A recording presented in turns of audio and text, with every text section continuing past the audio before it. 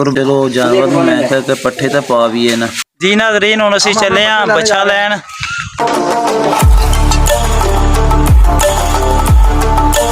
है नाज़रीन पैक हो गया गोश्त नाल है जी नाज़रीन। बाकी तो सारे काम सौखे ने, कुर्बानी ना जानवर लेना भी सौखा है। रात में तकरीबन 10 हो गए। औज़ु बिल्लाहि मिनश शैतानिर रजीम बिस्मिल्लाहिर रहमानिर रहीम। नाज़रीन अस्सलामु अलैकुम, मेरी तरफों तुसा सारियां नूं वड्डी ईद बहुत बहुत मुबारक होवे। नाज़रीन वड्डी ईद तकबीरां पढ़ने जाना चाहिए। अल्लाहु अकबर अल्लाहु अकबर ला इलाहा इल्लल्लाह वल्लाहु अकबर अल्लाहु अकबर वलिल्लाहिल हम्द। अल्लाहुम्मा अफ्तली अबवाब रहमतिक अल्लाहुम्मा नवैतना फरितकाफ।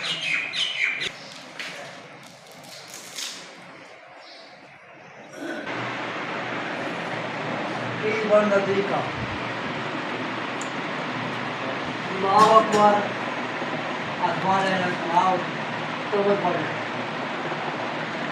उसके बाद अल्लाहु अकबर छोड़े फिर अल्लाहु अकबर छोड़े फिर अल्लाहु अकबर आकर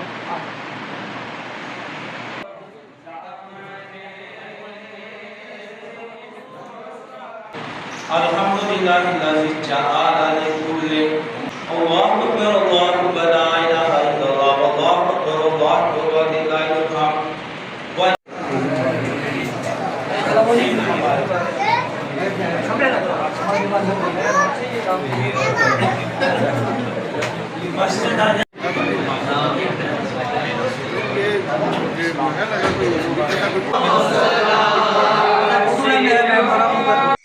कुर्बानी तो नाज़रीन इंशाअल्लाह ताला सैकंड टाइम भी उन्हें वक्त दित्या सी तो चलो जानवर में मैं क्या कि पट्ठे तो पा भी है ना इन्हें उतों तक भुखा ही सुकदा रहेगा।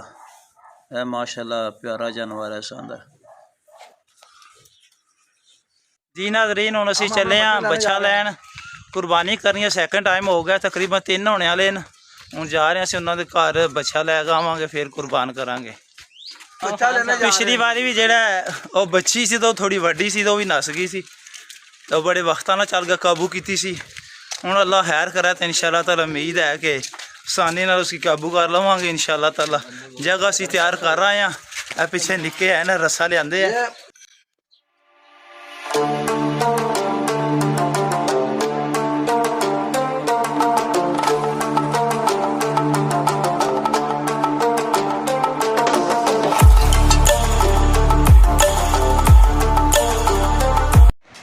अल्हम्दुलिल्लाह नाज़रीन अल्लाह ताला का लख लाख शुक्र है कि कुर्बानी जी हो गई है। गोश्त जोड़ा पे है कि हम चलो अल्हम्दुलिल्लाह छापरां पैक करांगे, दुआ करने पहला उस तो बाद इंशाअल्लाह ताला पैक करके तकसीम कर देंगे।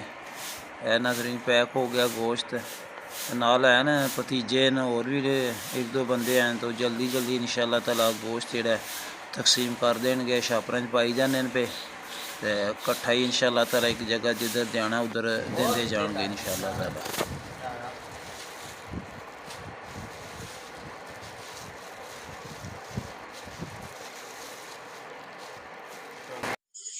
जी नाज़रीन बाकी तो सारे काम सौखे ने, कुर्बानी ना जानवर लेना भी सौखा है, कुर्बानी करनी भी सौखी है।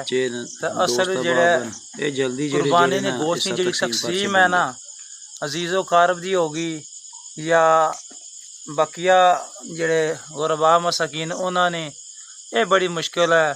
शाम नूं तकरीबन घंटा हो गया है ये असीं हुण चले हाँ अजीज़ो कारब ने घरां विच गोश्त देन।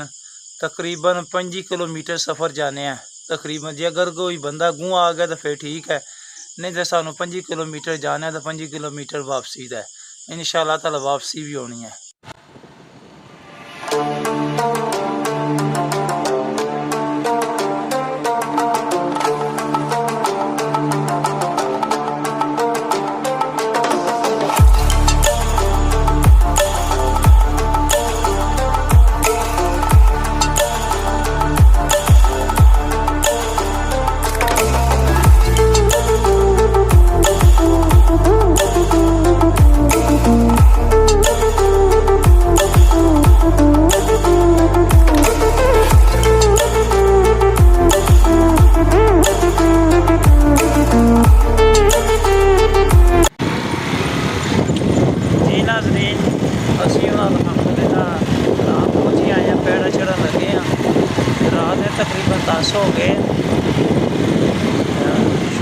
अल्हम्दुलिल्लाह ये सफ़र साडा अच्छा गुजर गया है।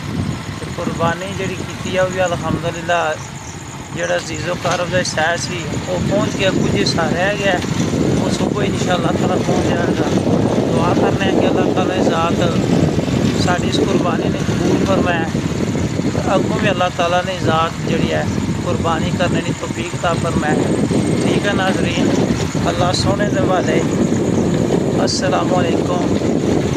पाकिस्तान जिंदाबाद, पाक फौज जिंदाबाद।